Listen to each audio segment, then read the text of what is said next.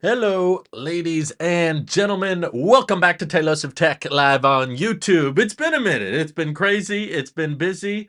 But yeah, Nicholas is cutting to the chase. Thanks for tuning in. We'll get to your pre-stream question in a second. But yeah, I'm about to head out on a very large trip. I was kind of alluding to in my AirPods Pro review. Um, so this is very likely my last stream. Yeah, that probably includes members only streams as well, most likely. I don't know what my internet situation is going to be like where I'm going or my recording situation. I'm going to be overseas, out of the country, visiting family.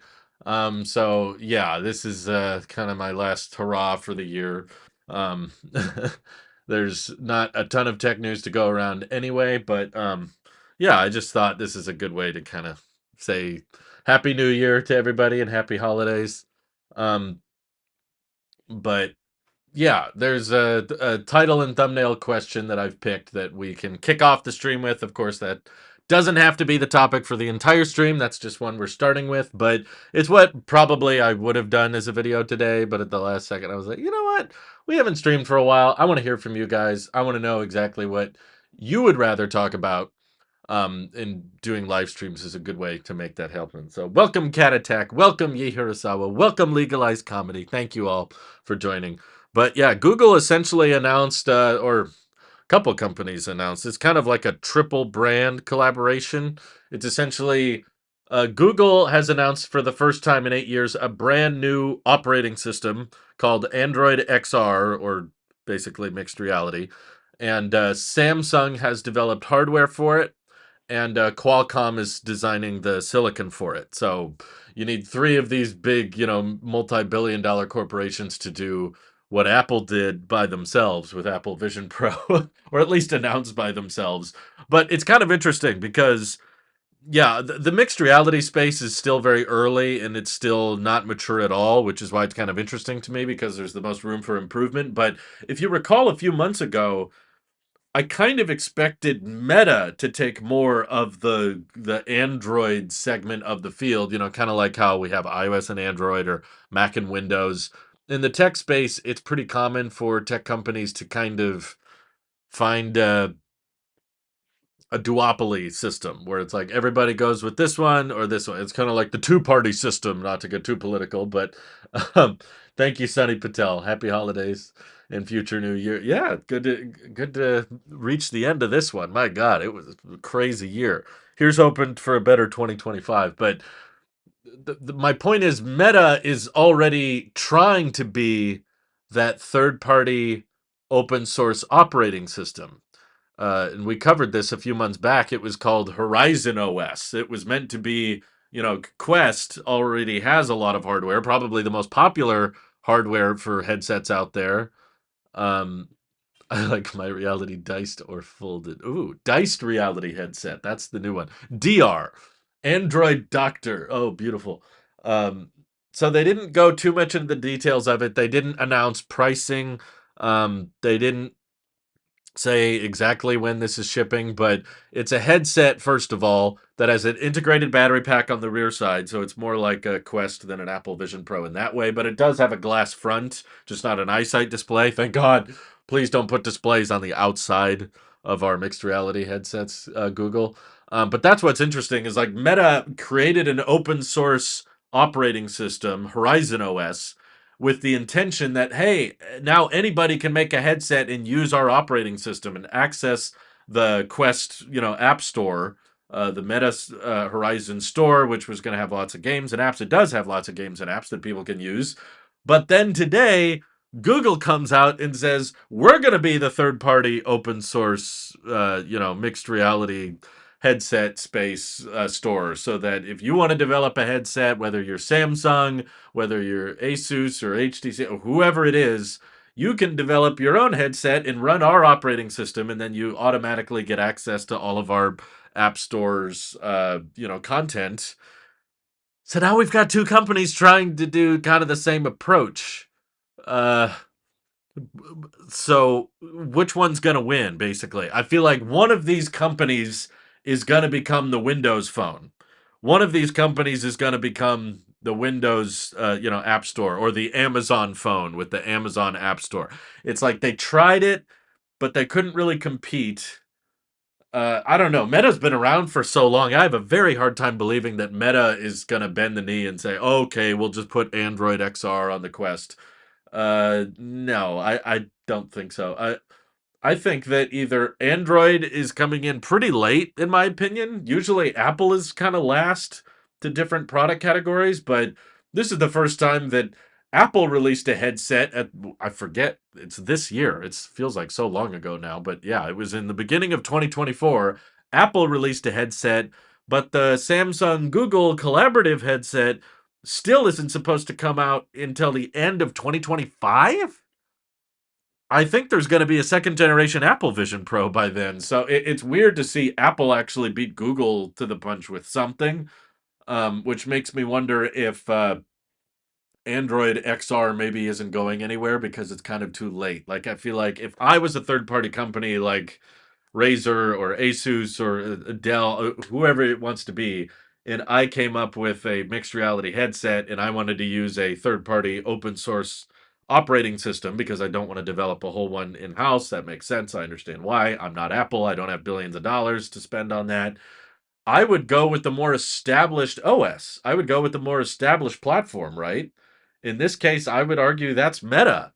Um, I mean, I got my issues with Meta, but I feel like any of the complaints you have for Meta probably still apply to Google. I mean, I think digital privacy is kind of a myth, but most people are like, "Oh, Meta steals your data." I'm like, are there people that think Meta steals your data, but Google doesn't? Are those the same people? I'm like, if you're going to complain about that, then Apple's basically your only choice, even though Apple's been caught with leaking out people's personal data anyway. So I don't think any of them are innocent, but Google will give up and ditch it within 2 years. Let's be real. That's true. Google does have a astoundingly reliable track record of discontinuing things. That's killedbygoogle.com. They made a whole website designated to things they've killed off. Um, so I guess that's why it made more sense the more I thought about it to do this as a live stream because I was like, I'm kind of just spitballing here. I don't have like a great thesis or a great skit idea as to how to turn this topic into a dedicated video. But that if I'm thinking out loud, if people were curious of what I thought of the whole Android XR thing, because it is rare for Google to launch a brand new operating system. But I do remember Google Daydream way back in the early Pixel days. That's when they were still pitching the idea of like sliding your phone into a little headset and then the phone would give you a 360-degree environment.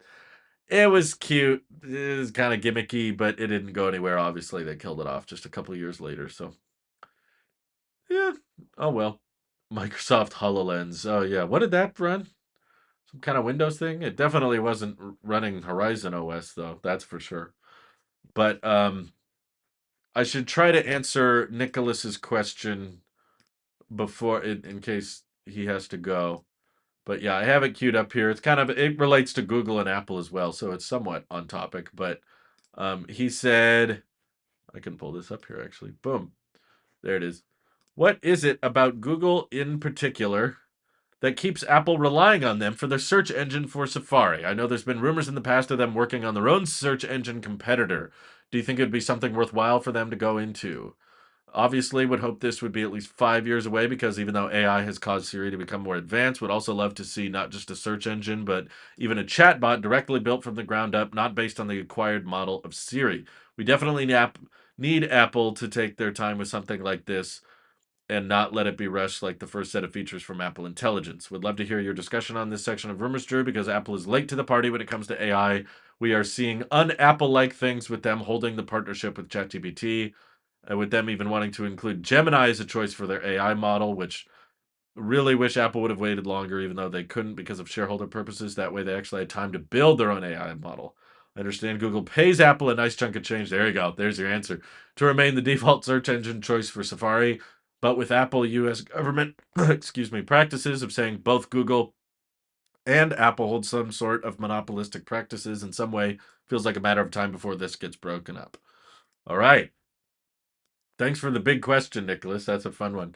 Yeah, well, I think you kind of answered it in that second segment. There's only one thing that Apple likes more than control, right? Apple loves to control what's on your phone. They love to control the rollout of the narrative or the naming, the branding. They love having all that control, but there's one thing that they love more: money. Money's the only thing Apple loves more than control. So, yeah, Apple probably could have developed their own search engine, but instead they're using Google as the default, and Google pays them billions and billions and billions of dollars to remain the default search engine on iOS.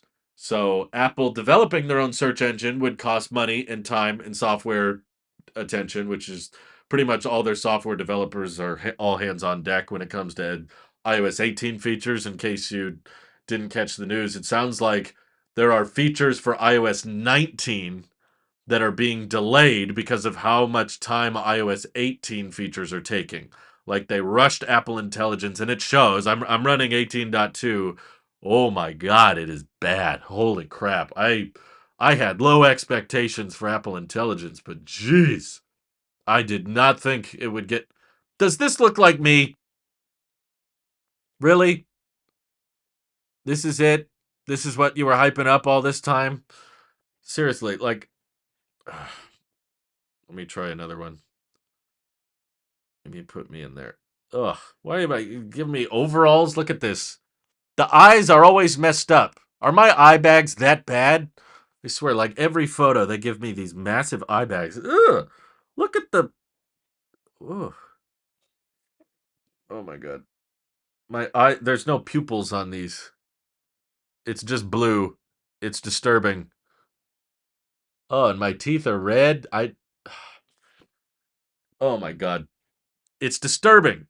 But all of this is delaying iOS 19 features because of how forced they are with Apple Intelligence. So basically, I'm saying Apple doesn't have a lot of spare software engineers sitting around with nothing to do. They're pushing them around the clock to get AI features ready. Developing their own search engine would definitely take away more time, and it would cost them more money. Either they'd have to hire more people or take people off certain projects, or they could do nothing and make billions of dollars from Google. And the second they decide they want to use their own search engine, they immediately lose 10 or 20 billion dollars annually because that's a check Google's willing to write. So I know you kind of acknowledged that in your question, but I'm just trying to double down on no, that's a really big deal. Is they make a lot of money by doing nothing, and if you're a company that's already pushed for time, pushed for resources, you're not going to be looking at ways to, like the Apple search engine basically would have to generate $10 billion a year for them to break even and make nothing. Because right now, Google is incentivizing them to do nothing. If a monopoly, if the federal government gets involved and says that hey, you guys are too close or you're partnering too much, you need to be more competitive with your search engines, then yeah, Apple will probably have no choice. But that hasn't happened yet. So, ugh, it's a horrible version of me. I don't know. I've played with image generators before, but Apple's is not good. I'm sorry. It's just not.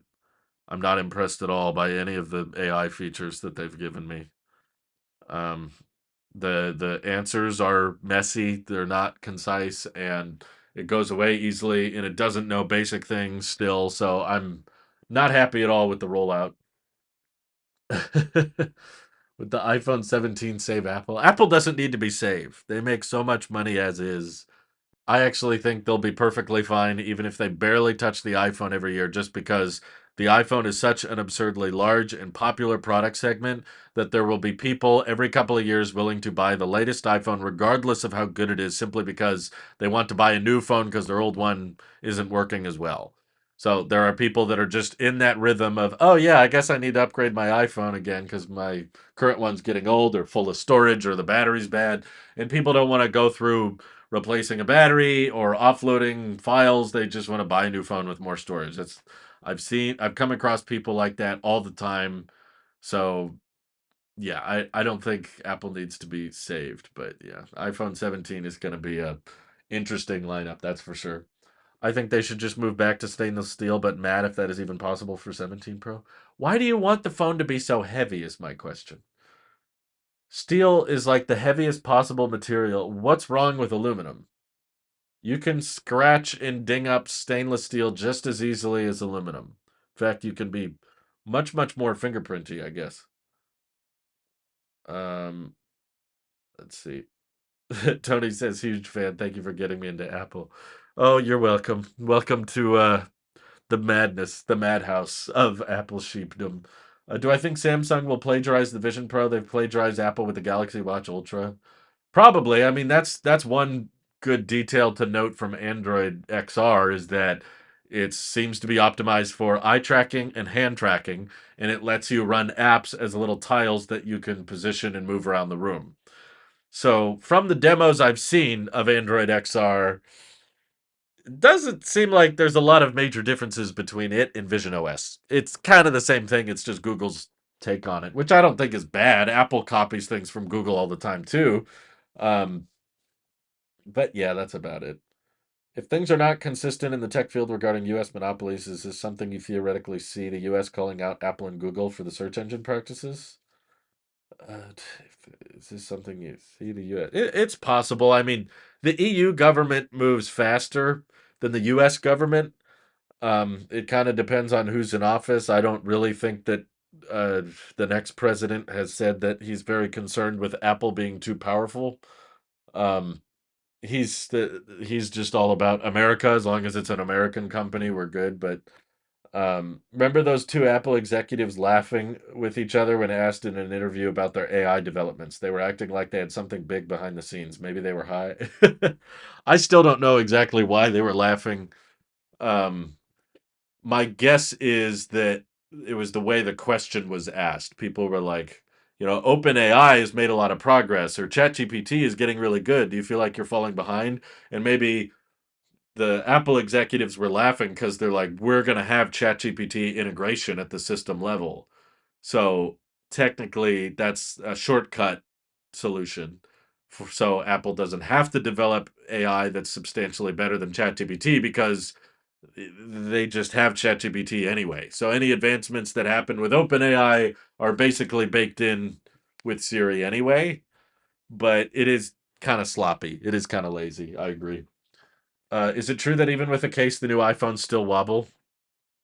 Here's a case. You notice there's a bump on it. It's pretty hard to find a case these days. I'm sure they exist, but it's pretty hard to find a case that is so thick.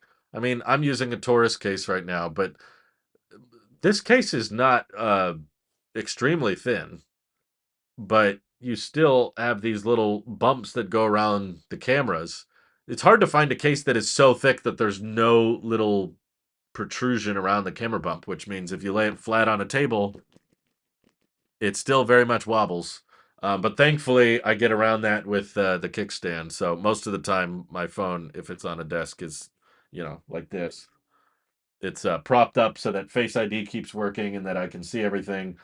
So ever since I started using a case, it's rarely sitting flat on a desk like this. But um, Apple hopefully makes a cheaper headset this next year. That would be great, but none of the rumors are supporting that. Pretty much all the leaks and rumors right now are suggesting that um, there will be a new spec bump version of the Apple Vision Pro at the end of next year, but we're not going to get a cheaper headset or an iPhone powered pair of glasses until 2026. So who knows? 2025 might be a sleeper year. I have not tried visual intelligence yet, but I've used Google Lens. There's just not a lot of situations where I need to do that, but I guess I could try. They said that when I booted up my phone, they were like, just click this button to activate visual intelligence. Oh, there it is. Okay, let's do it. What is this microphone? Uh, Ask or search? Tapping chat, ask ChatGPT for information. Okay. Asking ChatGPT right there. A shotgun microphone, known for its directional sound capturing abilities, mounted on a tripod for stability. These microphones are commonly used in film and television production to isolate the subject's audio. Wow! Amazing! Uh, Here might be a fun one. I got a little 3D printed Cybertruck on my desk. I'll just ask about it. Ask.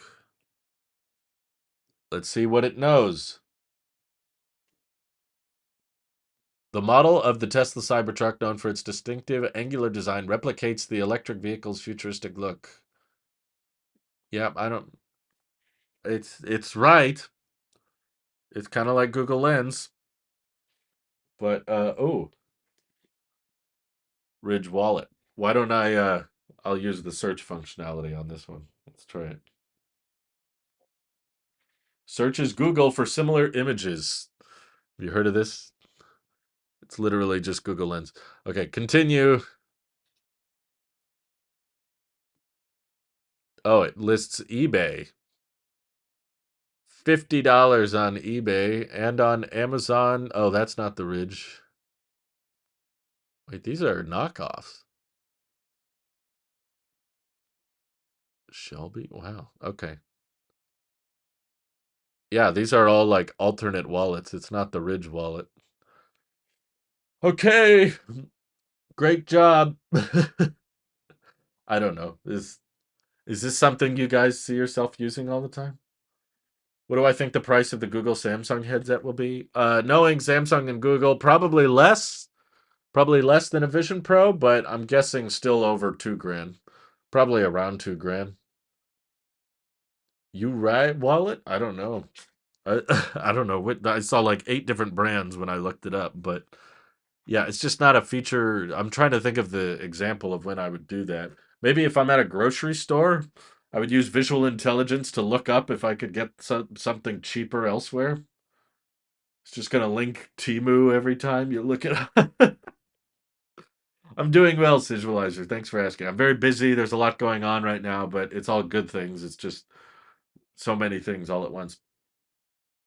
iPhone upgrades haven't been that exciting, and if it wasn't for tourists, you wouldn't have upgraded this year. Any early thoughts to upgrade in 2025?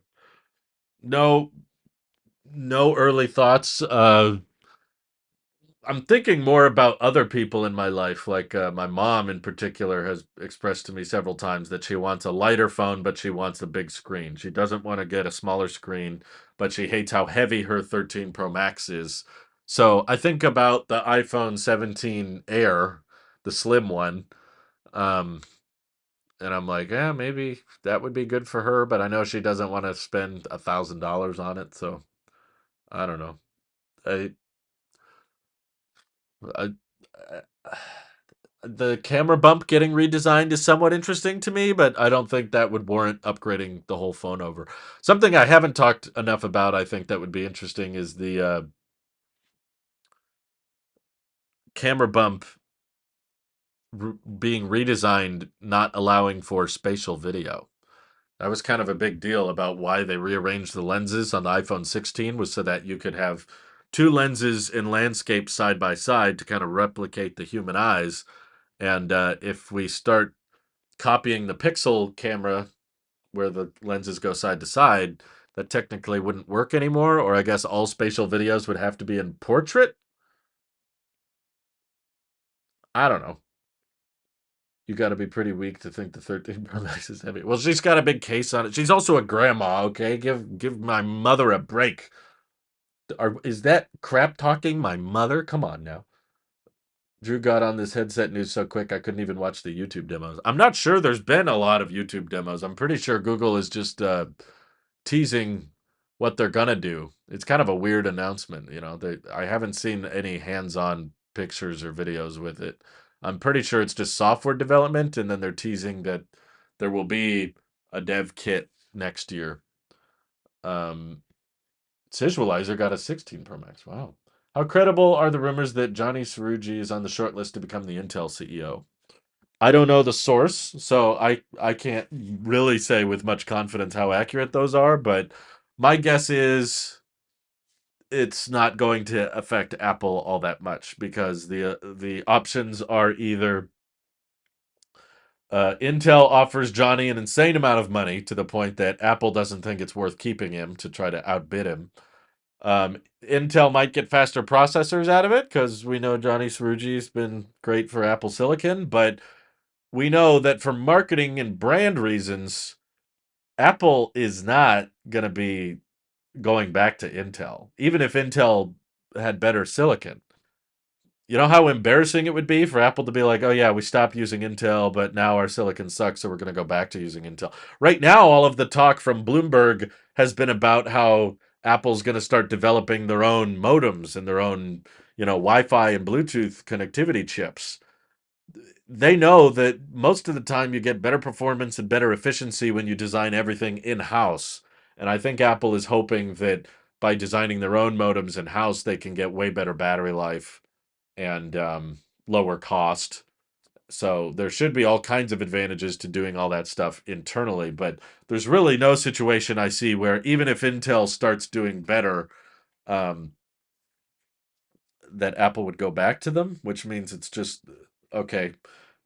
PCs are going to get better, but then they're still running Windows, and I'm not switching to Windows. And I think most people running Mac OS don't want to leave Mac OS, even if there's I mean, that's what we used to be. Before this whole Apple Silicon transition happened, the PCs almost always had better specs, better performance for the money, but that wasn't the reason we used Mac. We used Mac for the ecosystem and for the operating system.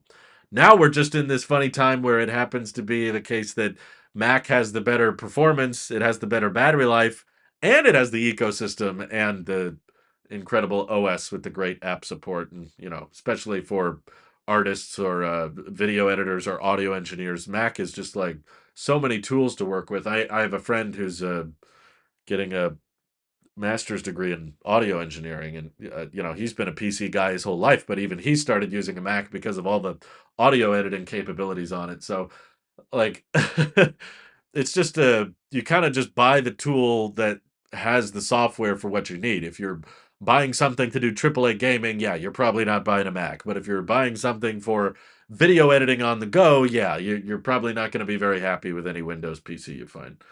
Um, so there's pros and cons all day we can go back and forth on, but I think ultimately the silicon has gotten good for everybody. It's gotten faster, it's gotten better efficiency, but Apple just decided to do that internally, and they're probably going to keep it that way. I don't see that changing, even if Johnny leaves. And the alternative option is that maybe Johnny Cerrugi is so crucial to development that Apple decides, yeah, we'll just pay him more so that he doesn't leave us and go to Intel. But it happens in the industry all the time. There's all kinds of people that work at one company and then they get an offer from another company and they go to that one. It happens. That's like me with my job at Tello Trucks. Everyone thought I was gonna, join Aptera, but then these guys, I think, were in need of more marketing help than Aptera. Aptera didn't really need marketing help, in my opinion. They were doing great, but Tello, there was like nothing about them online, so I was like, yeah, you probably need my help. So anyway, was it never had an issue using Windows, but that was until I used a Mac. Now I can't go back. I had a horrible time with Windows. I owned a PC for many years, but iPhone 17 Air needs to lead to another tour sponsorship for a gift for your mom, Drew. I still feel weird about the whole sponsorship thing. I'll probably just buy whatever I need in the future. I don't need to do more brand deals. It's okay. iPhone Air seems like the worst iPhone since the 5C. If it's significantly worse than the regular $800 iPhone 16, yet costs $500 more. If those rumors pan out, what's the point of the product? Makes no sense. I really have a hard time understanding it. I have to believe that some of the rumors are wrong. Like I have a really hard time believing that they're ditching stereo speakers. They've had stereo speakers on the iPhone for over 8 years now. The idea that they would ditch that for the sake of thickness, it's so difficult to wrap my brain around. It would make so much more sense if it turned out that they were making a folding phone. Then I would go, okay, I get it. There's some compromised hardware, but the phone folds in half. Okay. I took your recommendation and watched Trying, and I loved it. Have I seen season 4 yet? Yeah, I think we did. It wasn't my favorite season, but it was pretty good. I, as an Apple Card customer, am getting a free 3 months of Apple TV Plus but I haven't redeemed it yet, so the 3 months haven't started yet. My favorite show on Apple TV Plus was by far Severance, but I like to remind people I have not paid a penny for Apple TV Plus. Just from products, reviewing them and trying them out, and free promos by being an Apple Card user. Everything I've watched on Apple TV Plus has been totally free. Never paid a dime for the service. And there was another promo that was like, "Hey, you want a free 3 months of TV Plus?" And I was like, "Sure." So I have the link open. I can even prove it to you. I have the link open in my browser here. Yep, for the Apple Card. I've not closed this tab. Get up to 3 months of Apple TV Plus, and the offer expires January 31st. So I'm waiting until like the end of January to redeem so that I can hopefully watch all or most of Severance season 2 for free with this promo. That's the goal. But glad you liked trying. It's a really fun show. I liked it too. Um, let's see. Samsung is releasing an S25 Slim to compete with the 17 Air. It's funny how they can do that, right? They find out about the leaks and then they want to beat them to the punch before it even comes out.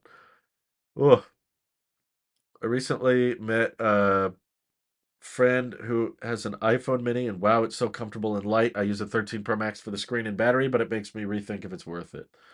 You can always just hold the phone a little closer, but it's probably bad for your eyesight, which is other news. You may have seen me using these glasses in skits lately.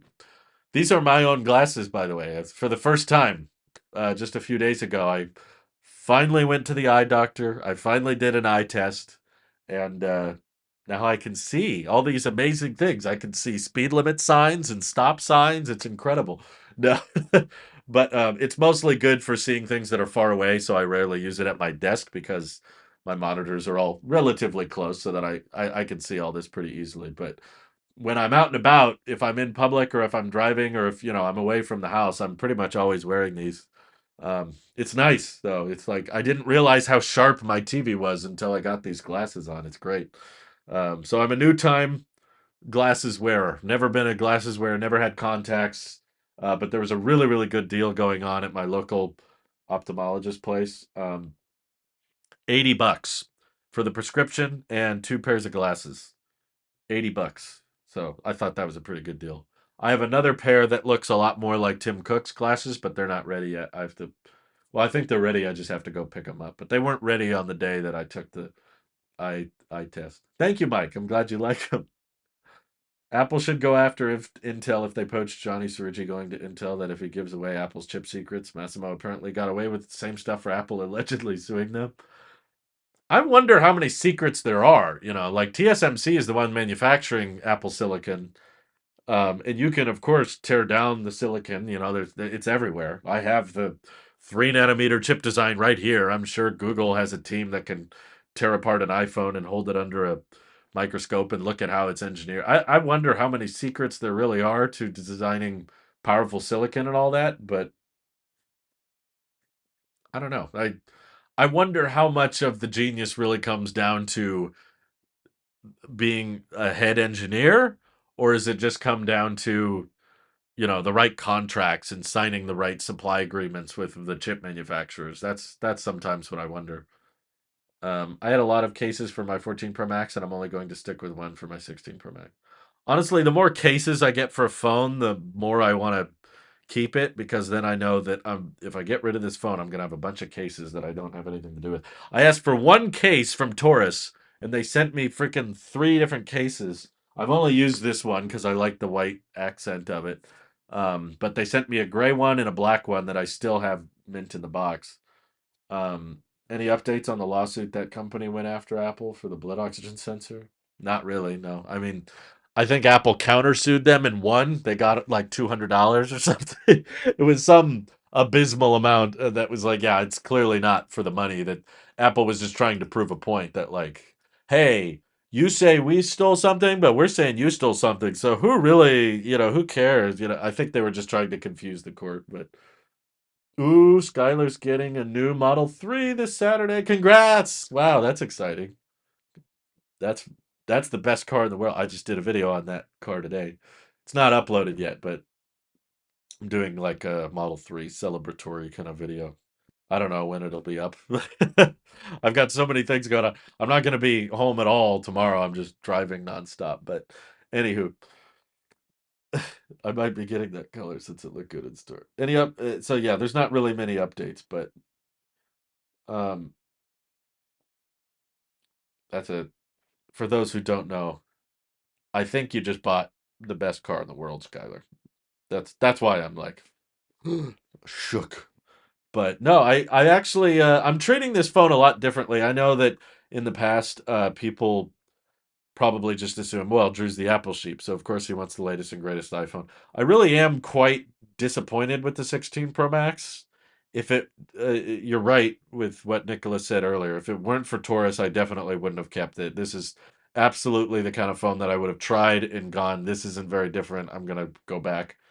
Um, Tesla phone isn't likely, but it is a possibility. Elon likes to do crazy things, and if Elon starts, I don't know, breaking some kind of terms and conditions on the iOS App Store, if he gets blocked from the Google Play Store or the iOS App Store, Elon has said that he would be interested in making his own phone, which, for the record, I think he would do a terrible job. I don't think Elon would make a great phone, but I really want him to do it because I think he would learn along the way. I've followed Elon because I'm also an EV YouTuber, so I have to kind of follow a lot of what he says, which is frustrating because he says a lot, and a lot of it I don't like. Most of it I don't like these days. But anywho, um, I've seen the way he complains about really basic things on his iPhone, and he's threatened to switch to Android several times because he doesn't like something about his iPhone. And I'm like, boy, Elon, you wouldn't last 10 hours on an Android phone. I'd love to see him try to switch to Android. It would be hilarious. He would be complaining left and right. Um, but him deciding that he needs to hire his own team or buy out an existing phone manufacturer and build an entire operating system from the ground up. I get the impression, based on his interviews and his commentary, that he doesn't think it's a big deal. He's kind of talked down to Apple in the past and said like, "Oh, you don't do anything that complicated, or your line of work is easy. Like I do rockets and I do cars, and that's way more hard and way more difficult than phones." And I get the impression that he doesn't understand how difficult it really would be to compete in that space. He's got a lot of brand power, that's for sure. But the software and the bugginess of it and the cameras, just everything about it would probably suck. And it would make for really, really interesting content for these kinds of channels. Marquez would have a field day with that one because these days we just have the most boring, safe, uneventful smartphone releases every year. Like the biggest change for next year is just, the iPhone is thinner than ever before. It's thin now. Like, um, it's a boring phone, but it does everything well. It doesn't really have many downsides. I guess that's true, but that's also true of the iPhone 15 series. That's also true of the iPhone 13 series. I think you could probably be perfectly happy with an iPhone 13 if you're rocking an iPhone 16. I mean, I like USB-C. That's a big deal to me, but it's not a big deal to everybody. Um, Everyday consumers don't really care. But hold on, I'm getting a text from my wife. Sorry, we're just last second plans here. My point is, it's a lot of money, and my expectations were set unrealistically high because Apple said that the microphones had been substantially improved, that they were studio grade on the iPhone 16, and oh my God, they are not. They are barely different from the iPhone 15, and it's a joke and an embarrassment that they consider them even relatively studio grade. They sound almost identical to the iPhone 15 series. I've compared the two. AI is heading into being the main upgrade, which isn't even that good. Apparently, there's also going to be a selling point for for the 17 Pro Max. Um, yeah, I never used this button. This button was a complete waste of time and money, in my opinion. And I was hoping that the thermals would be better, but my phone can still get really, really hot. Um, it can still drain the battery really quickly if it's doing the right thing. Um, Yeah, the microphones weren't as good as I was anticipating. The cameras, even the 48 megapixel ultra wide is still soft. I've been complaining about that since the iPhone 11. 5 years later, it's still an issue. I want the ultra wide lens to be just as sharp as the main lens, and it never is. So it just feels like compromise. I wouldn't recommend it to anybody. If you want a big USB-C phone, just get a 15. Like, it's fine. You don't need a 16. But those fake YouTube channels are not going to meme the Tesla phone into existence. I don't know. We kind of memed Elon into buying Twitter. That was a meme for a while, and then it actually happened. Elon is kind of the crazy loose cannon that is willing to do stuff like that, and he has the money to do it. You know, starting up a smartphone company is not that expensive, but it is very difficult to get right. Um, Amazon couldn't do it. Microsoft couldn't do it.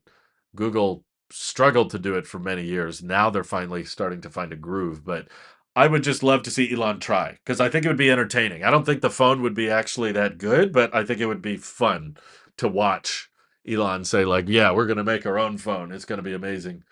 Um, I just want to see him try. But your update on Tesla prices, revamped rebate program, possibility of the federal tax credit going away pushed me over the edge. I hear you. I hear you. Good call. Does MagSafe work with this ring behind the case? It does. Yeah, I use it all the time. Where's my wireless charger is back there, but yeah, you can slap MagSafe on the back, or you can prop it up like this and then have a MagSafe puck snap on the back. It's not as strong, but it does still charge it. Um, I just got a 16 Pro Max and I'm happy with it, but it keeps overheating and I'm not impressed with the battery life. I would have waited for next year if I didn't break my last phone. I hear you, Patrick. I definitely hear you. I feel like they should have had a vapor chamber by now. They need something to help with the thermals because it's just not cutting it. But I like my 16 Pro coming from a 3-year-old iPhone, not a huge upgrade. I agree. That's most people I've heard that it's just been like, meh. It's like they could have done so much more, but sorry, I'm just responding to my wife real quick. And none of the AI features. They hyped up AI like it was the second coming of uh, Steve Jobs, and all of it has been disappointing. The writing tools aren't that good. The new Siri isn't that good. Image Playgrounds isn't good. The ChatGPT integration isn't that impressive to me. Just visual intelligence is just a Apple skin of Google Lens. Like I thought that in this era of AI, Apple was going to find a way to make it down to earth and easy to understand and AI for everybody. You know, I thought they were going to find a way to make it more approachable and they just didn't. They really what Apple proved to be is that AI is just a super huge gimmick and it's just the latest gimmick. It was 5G a couple of years ago. 5G was the overhyped marketing term that they made it sound like it was a big deal and it really wasn't. AI is just the next version of that. Soon we're going to have a way to combine that. We're combining AI with 5G, introducing 5AGI. I genuinely think Steve Jobs is rolling in his grave after seeing Apple Intelligence. That is literally impossible. He is super dead. But no, I get what you mean. It's not really something that feels like Steve at all. But there's a lot of things Apple has done since then that is not very Steve like, that is also good. Um, the diversification of models and all that, and the more affordable models, he was never that into that. So, but to be fair, keep in mind, doing what Steve would want would be a paradox, ironically. Doing what Steve Jobs would do is not what he wanted. That's what he told Tim Cook as he was stepping down as CEO because he knew his time was limited. He said, Tim, don't do what I would do. He was smart enough to know that it was probably a bad idea for the company to be run as if Steve was still alive. Let's try to run it like he's still here and let's try to do what Steve would do. Do what Steve would do. They knew that was a bad idea. So they didn't do that. Um, if AI is okay, it's just not good enough to be a whole selling feature for every product, really. Yeah, I agree. The math notes is cool, but that's technically not generative AI. That's available on iPhones and older iPhones and older iPads. It's not part of the Apple Intelligence feature suite. So it might use some neural cores, but it's not what Apple brands as Apple Intelligence. It's just another feature. Ironically, though, that feature is way cooler than pretty much any Apple Intelligence feature. Nice would be keeping my current phone, but the context as to why I'm upgrading makes much more sense so that you do. I'm gonna repurpose my current one. I see. Apple AI is mid. I agree. I don't even know if I'd call it mid. It's kind of below mid to me. It just there's not a single. I don't even really like the new mail redesign. The notification summaries are not that helpful. I don't trust them. They always are overly simplistic, and then I open the text and I'm like, okay, yeah, I missed crucial detail there. So even stuff like that, I'm not using. Apple didn't have the initiative with AI and had to implement features in a short amount of time, so their usual strategy of waiting to refine things on their own couldn't work. It's that, but I mean, Nicholas Linthicum brought that up in his pre-stream question as well. Um, AI is not the kind of feature that I actually believe would have been much better if they took their time on. AI, the way it's designed, it's kind of dependent on lots and lots of data and lots of training that goes into it. So that's why you're able to see companies like OpenAI with ChatGPT. Ugh, I mean, I don't even think they're that great, but grow so rapidly. They get so much attention. Same thing with Google's Gemini. They're able to train their models really quickly because they put them in beta and they deploy them at scale. So they have lots and lots of sampling. There's only so much internal data training you can do. Um, because you can only have so many employees to help train your machine learning algorithms or your large language models. So keeping it internal and just saying, okay, we're not going to release any of this until next year, I don't think it would train as fast, and I don't think it would learn as quickly as the public release ones. Um, like Gemini or ChatGPT or whatever. So it's kind of one of those weird situations where the same topic comes up with Tesla's full self-driving. People are like, "Well, why don't they just test all of that internally?" And it's because, well, the performance of the self-driving software can only really be as good as the amount of data you collect.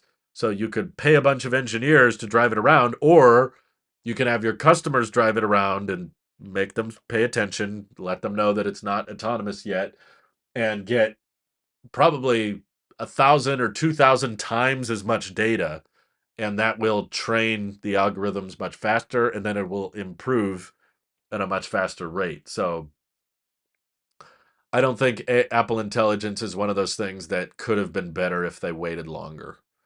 I think they probably realized that it isn't going to get much better until they release it, and then it can have lots and lots of data to train off of, and hopefully get better over the years. But wonder if Steve was around and he truly seen the boom of the leak culture. I'm wondering what he would have thought about all the technological leaks nowadays. Would he accept that is a regular occurrence? We know what happened with the iPhone 4 leaks. Well, the iPhone 4 leaks were a little different than I would say what usually happens today.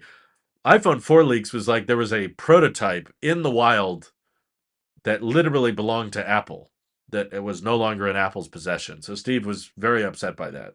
Just the media um, sorry. AI, by the way, my wife is texting me and I'm getting the AI responses for the predictive text.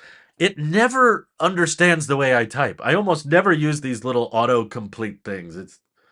I always have to write it myself, even though it's trying to write a longer message. It doesn't get the way I talk. It always has these little passive aggressive autofill things, and I'm like, that's not how I would write that. I've tried to use it in the past, and my friends will be like, "Yeah, that's an AI generated text, isn't it?" It's like, yeah, come on. Um, so nowadays, the media just reports on leaks. Like the new iPhone, the next iPhone is rumored to do this or rumored to do that, and that's not really something Steve could do anything about. Um, and that kind of thing happened when he was around too. There was rumors and leaks like that, but he was particularly upset about the iPhone 4 just because it was literal Apple property that was in the hands of the media. Yeah, the closest thing to rivaling the iPhone 4 leak was the M4 MacBook Pro leak. That's true. What's funny to me is that the Russians got a hold of the MacBook Pro, but they didn't discover that it had center stage. Somehow we didn't know that it had center stage until it actually come out. I don't get it. How did they not discover that? I feel like that would have been a breaking news story, you know? I feel like that would have been a thing. But anyhow, here's what's ironic. Apple was the first to have an AI unless you count Microsoft's Clippy, but now they are way behind. Oh yeah, way behind. I think they know that too. I personally think ChatGPT integration makes Siri very useful, although I'm not sure why it's only locked to the 15 Pro and 16. Yeah, I don't. That makes no sense to me either. If you're queuing up a cloud-based chat bot, then why does that need 8 gigs of RAM? I I don't think AI is a gimmick. If you want to do more precise research, ChatGPT is better than Google because you get specific and direct answers. Maybe gimmick isn't the right word, but it's not as big a deal as people are making it out to be, I guess. In my opinion, it does not deserve to be a headlining feature. It should just be another software feature included in the various iOS 18 feature set. But they act like it's the next big thing. They put it on every headline. Hello, Apple Intelligence. It's you go into the Apple stores and the screen say Apple Intelligence is here, and it's like, what did that really offer? Oh, it's ChatGPT, which you could already access through an app. It's just integrated at the system level now, but it still can't answer very basic questions, in my opinion. It's all about the money. That's true. It's all a money thing at the end of the day.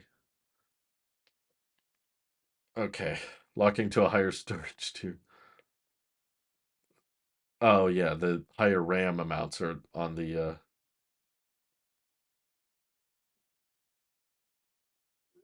higher RAM amounts are on the higher storage tier iPad Pros. Yeah, in Soviet Russia, the products share you. I got in trouble. Some people were like, "Drew, I don't like how good you are at that Russian accent." Um, Sorry, I'm trying to like read the chat and read this group chat. All the planning's going on right now. Okay, there's the text. Apple Intelligence is here. Some of it, at least. Yeah, that was the funny thing was the demo models that said Apple Intelligence. They didn't even have the beta software on them, so it was pretty much lying. Cody says writing tools are the biggest win in my book.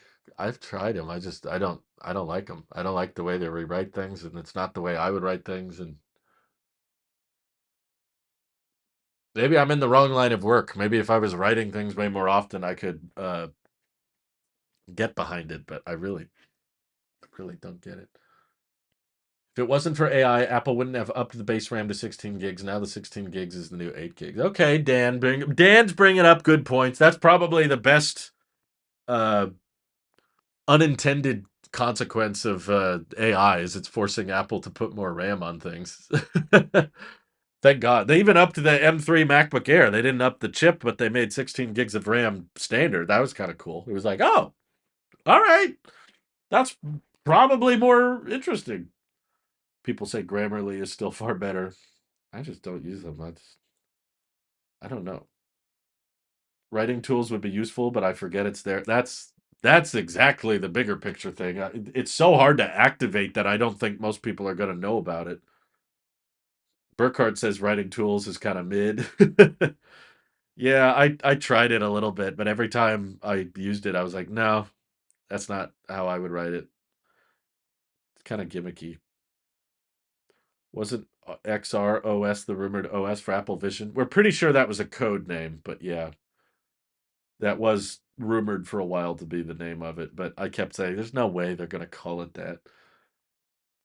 I'm pretty sure there were references in beta software code to XROS. So we're pretty confident that was the internal name. And then right at the last second they reveal the actual name, and that's just a tactic they use to kind of keep the marketing under control and all that. Hopefully they increase base storage to accommodate storing models offline. Sheesh. It's a lot going on. It's so hard to activate, I can't even access it. Bingo. Way too hard. It consistently makes sentences way longer or just reuses what I wrote. Yeah. Even with the higher base RAM, the upgrade prices are even more insane now. People I was just thinking about that the other day. They're charging $100 more for this much RAM. It doesn't cost them that much more. And I'm like, no, it never has. That's never been how they priced it. They don't price it based on how much extra the parts cost. The parts are almost trivial. It usually costs a couple bucks to swap out a 1 terabyte NAND versus a 128 gig NAND. The point is, if you priced the specs based on what the chip costs, then it would basically be the same price. It would be like $1,000 for the 16 Pro and then $1,010 for the 1 terabyte. Everyone would just get the 1 terabyte. No one would get the 128 gig. The point is, you spread out the profit margins so that you have a really thin margin on the entry level and you have a really thick margin on the high end so that you have an average selling price that balances out whatever the comfortable margin is for the product. That's why you notice it's all companies do that. It's not just an Apple thing. Google does it, Samsung does it, Microsoft does it. Any laptop you spec out, you're going to see that, oh, if you want more RAM or more storage, it's going to add a couple $100. No, it does not cost them that much more to add it, but they have to spread out the margins. Otherwise, everybody would just get the highest trim. There would be no reason to get the lower tier trim. Um, Grammarly is too insistent on itself. You use the suggestion or you are doomed. Proofread has been solid for me for things like grammar without overly changing my writing. Doesn't autocorrect do that? I don't know. Rewrites is mid tier, but it's forced me to analyze both and it's forced me to slow down and think through my words. Maybe I just don't write enough. I don't know. I've been writing a lot of emails with my new job at Tello, and I just every time I try the proofread thing, I'm like, no, I liked mine better. Learn something new every day. uh, Oh, that was you, A plus maker. I see. Nicholas says, "Have a safe and wonderful holiday season. I will see you in the new year, Drew. Appreciate all the tech talk while I've been still trying to seek work. You really helped me getting things off my mind." Oh, good. I'm happy to hear that. Happy to help. Um, yeah, it's a good time for margin. Speaking of profit margin, I should remind everybody about time margin. It's in my opinion not prioritized enough. We live in a culture, we live in a country that very much prioritizes busyness. Just like go, go, go, be productive, get work done, get things done, get it done, get it, go, go, go, don't stop. And it's not good for us. It's not good for our mental health. And I still struggle with this. I'll probably always struggle with it. But it's really good to take some time to slow down, gather your thoughts, think inwardly about how you feel, about how things are going on. Are you happy? If you're not, what can be done about it? How can you be a better friend? How can you be a better partner, spouse, whatever it is, brother, son, sister, whatever it is? It's just good to have some time in the day to think inwardly a little bit. And especially when so much things are going on, I often wish, man, I wish I had more time because it's easy to be like, oh, I could be doing so much more.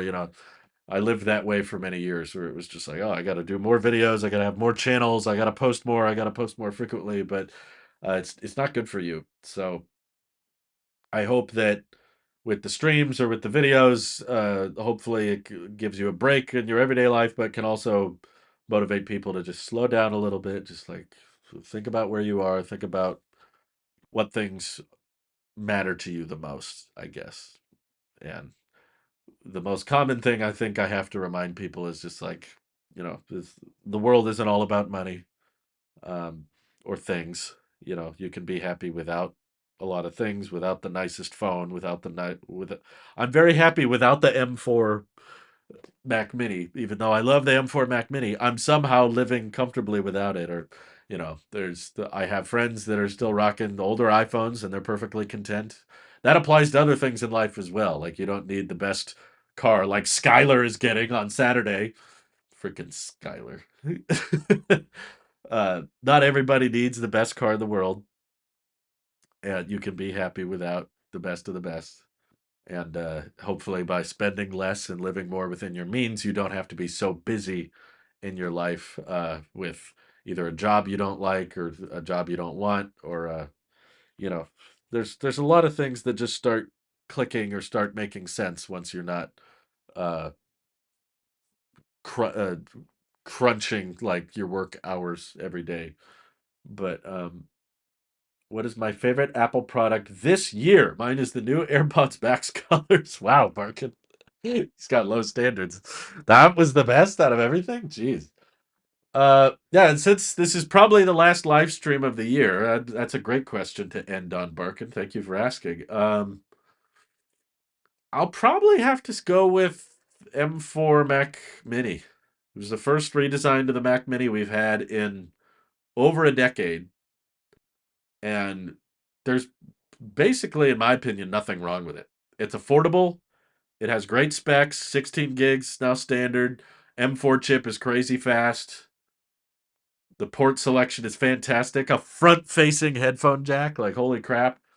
Um, and it's way smaller than before, so it's just super convenient and great. Yeah, it's just like I can't I can't think of anything wrong with it. The power button's fine. I don't think that's a real issue. People are looking for a reason to hate it. That's totally fine. You don't touch the power button very much, and you don't want it on the outside because it could get easily bumped or whatever, and you can reach under it to click it whenever you need it. Or if you really need to click it all the time, you can just flip it upside down and the power button's right there. All the ports are still right there. Um, I just joined the live, says Sayla. Have you talked about the new Vision Pro comfort solution from ResMed? I got released today and sold by Apple. I saw it, but no, I didn't talk about it because I think the Vision Pro has a lot of problems. The comfort is one of them, but it's not really the main one. I mean, most of you probably think it's gonna be price. Like, well, it's got to get cheaper. Which, like, yeah, that's true. But I think the bigger problem, even if it was $1,000, is that there's just not a lot of use cases for it.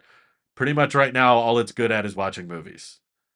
But if you watch TV with other people, like I do, then it's kind of a no go. It's like I had the Vision Pro, and I was debating keeping it because it was just the first generation, and it was so different and so unique, and it gave us so much to talk about on the tech channel space.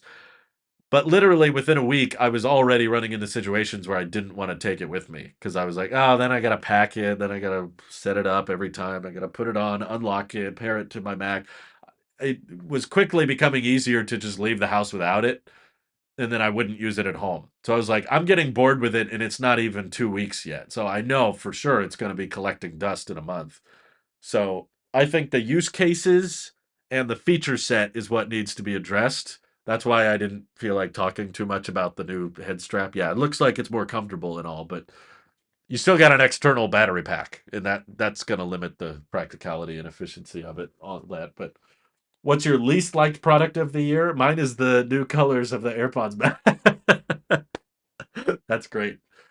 Yeah, M4 Mac Mini's the MVP. AirPods 4 was a decent runner-up. I'll give an honorable mention to AirPods 4. That was they were comfortable. The sound quality was great. The ANC was pretty good. I just had a couple of issues, but unfortunately those small issues ended up being deal breakers because it was like the bleed through was so bad that my wife could hear everything I was listening to, which in my opinion defeats the point of wearing headphones, and the battery life was not great.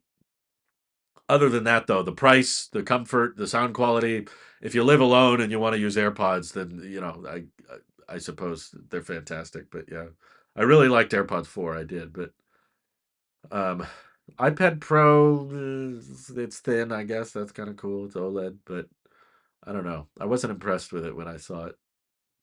I wouldn't have been able to tell that it was the thinnest Apple product ever if they didn't mention that.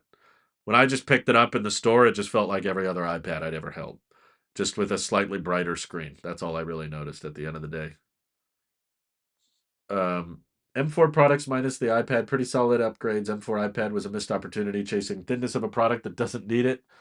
Almost no difference to an M1 iPad Pro outside of the display, which is a 12.9-inch model, which is like $500 cheaper on the refurbished. Isn't a huge difference. I agree. It's if you know what you're looking for, I guess there's a lot of differences. But if you're just picking up an iPad at the end of the day, really doesn't make a big impact. Yeah, I agree. For most people, an M1 iPad Pro would be totally fine. Did I see the rumors about new Apple TV and HomePod Mini next year? Been waiting for a while to replace my HomePod Mini. I did. I read that article, but I must admit it wasn't as interesting as I was hoping. Basically, all the articles are saying is that Apple's developing their own Wi-Fi connectivity chips, which we knew about for a while, and they said they plan on putting those new modems in the Apple TV and the HomePod Mini. So it's not a new design. They're not talking about putting new silicon in them, although I'm sure they'll put something new in them. But I don't know. I have some issues with my Apple TV, but I don't think the Wi-Fi connectivity is a big selling point. Boy, this Apple TV has Wi-Fi 7. Oh my God, I need one. I'm a nerd. Okay, don't get me wrong. I love the techie stuff, but sometimes it gets a little. Even that to me is like, ugh. Now I got the glasses on, and I'm calling people nerds. How ironic is that? Um, the new iMac colors. Yeah, that iMac. How about that? Can't wait for the new HomePod Mini colors. Midnight. Oh, brother. Nah, I still can't believe after all these years the HomePod Mini doesn't support Bluetooth. That's still insane to me. Like, really? They have the connectivity to do Bluetooth, and yet they just choose not to support it. It could make a great Bluetooth speaker system for my Mac, but because it's AirPlay only, it's just that the latency isn't good enough.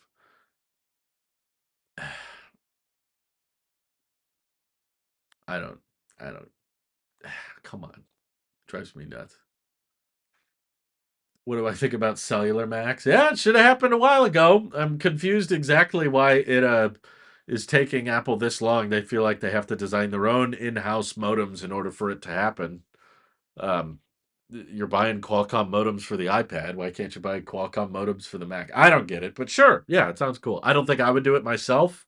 I'm totally fine just hotspotting off my phone. That's probably cheaper. Um, than getting a whole different cell plan just for my Mac. But yeah, I could see them going that way. The more we're reading about the next MacBook Pro, it sounds like 2026 is going to be the big year. New displays, new camera cutout, no more notch, and potentially cellular. They might not even release new MacBook Pros in 2025 now that they've dropped the M4 MacBook Pros. So there have been times, like the last couple of years, they've done annual refreshes, but then there's other times where they'll go like 2 years between a refresh. Cellular plus tandem OLED on MacBook Pro is my dream. Yeah, that sounds that there are rumors supporting that, Markin. So that might very well happen. It's possible. Um, which is probably good. It seems like every 5-ish years, Apple tends to have a pretty noticeable MacBook Pro redesign. I remember 2016 was the big one where they switched to USB-C and Touch Bar and the butterfly keyboard. That went well, right? And then yeah, so that was 2016, and then 2021 came around. That's when we got the Mac I'm currently using with the new microphones, the full-size function keys, the mini LED, the ProMotion display, and of course Apple Silicon. That was a pretty big upgrade. Burkhardt says they're still expected to do an M5 spec bump in 2025. My only pushback on that, you're probably right. Burkhardt gets things right way more than I do. But here's why I personally disagree with that. They might leapfrog a year because I think it might take them a while to get the M4 Ultra chip ready for the Mac Studio and the Mac Pro. And I think it might be awkward or weird if it's summertime or potentially if there's delays, the fall. If it's like October and they release the M4 Ultra for the Mac Studio and the Mac Pro, you think at that same event they're also going to announce the M5 Pro and M5 Max? I don't know. I feel like they might be too close together. I feel like the M5 chip might launch way too close to the M4 Ultra, considering that the Ultra is not out now. So maybe I'll believe more so that they'll have the M5 chip in the fall if the M4 Ultra comes out in the spring. But I don't think that's what's rumored. I'm pretty sure the rumors have just said M4 MacBook Airs in the spring. M4 Ultra is not until Dub Dub. So I could be wrong. I'm wrong a lot, but that's my personal guess is they might push off the refresh a little bit longer because it's taking a while to get the M4 Ultra working properly. trying to scale it. It's only the fastest chip Apple's ever made. I know. What's the rush, right? But um John Turnus. What are you guys talking about? What camera? Yeah, this is my MacBook Pro webcam. It's not great. For some reason, I don't know if it's a low light thing or it's the latest update, but it makes my shirt look really noisy. The quality feels like it's gotten worse. I need a new MacBook. There it is. It's been decided. Hopefully, actually, I think I saw some reviews saying the new M4 MacBook Pros have noticeably better webcams. It's not just center stage, like the sensor quality improved. I don't know. I signed a contract with my wife that says we will not buy and keep a Mac until 2026. That was the deal when we bought it because this was so much money. She was like, Drew, this is a lot of money to spend on a MacBook. So I don't want you to buy it and then want to replace it in a year. So I said, don't worry, honey. I don't plan on doing that. If I buy this, I will agree and I'll sign a contract that says I will not buy another Mac and keep it until 2026. So that sounds like it's going to be the big refresh year. Maybe that's the Mac I'll upgrade to. Gurman's timeline is January, March for Air and March, June for Studio. So it's possible for Studio to be earlier than summer. I hope it is. Otherwise, the M5 is going to be way too close. It just sounds like all the rumors I've read have said that the M5 chip is not going to be a very noticeable performance increase, which is why I think it'd probably be a good time to just skip a year. Do you really have to release a brand new M series of chip every year? Is that the rhythm cadence that we want to set as a precedent? Every year, M2, M3, M4, M5. Let's let it breathe a little. The M4 chip is crazy fast already. All this Apple Intelligence stuff. I think it'd be fine if we just had M4 for a couple of years. For getting M4 MacBook Airs in the start of 2025, and then maybe save the M5 for 2026. Um, Cellular MacBook with a watch, health and fitness app, so that it can interface with the watch would be my dream pair. Why the watch in the Mac? What happened? Yeah, M5 is just going to be another 3 nanometer bump, right? Yeah, that's why I don't think they need to go too crazy with it. Maybe just do an M5 Mac Mini and an iMac and a MacBook Air, but maybe you don't need to do M5 Pro, M5 Max or something. Um, I have an M4 Mini and it screams. Oh yeah, no, it's plenty fast. The last couple times I've tried to use continuity camera, it bugs out. Like it freezes every 10 seconds. So it's not even worth using because I just have to jump back to the webcam anyway. So I've been kind of disappointed with continuity camera. It's basically completely broken for me. If the camera freezes every 30 seconds, then it's not usable in my opinion. That's too distracting. I wouldn't use that for a work meeting. I wouldn't use that for a live stream. I really wouldn't use it for anything. It's too unreliable. I'm using an M1 Pro 14-inch, but I feel like it's slowly turning into an Intel MacBook. It gets warm quite easily, maybe because of thermal paste. Yeah, I mean, computers get hot. It's not like bad that it gets warm. If it starts getting slow, that you should maybe be a little more concerned, but mine has not felt slower. I wish Apple did actual hearing aids and not AirPods software features.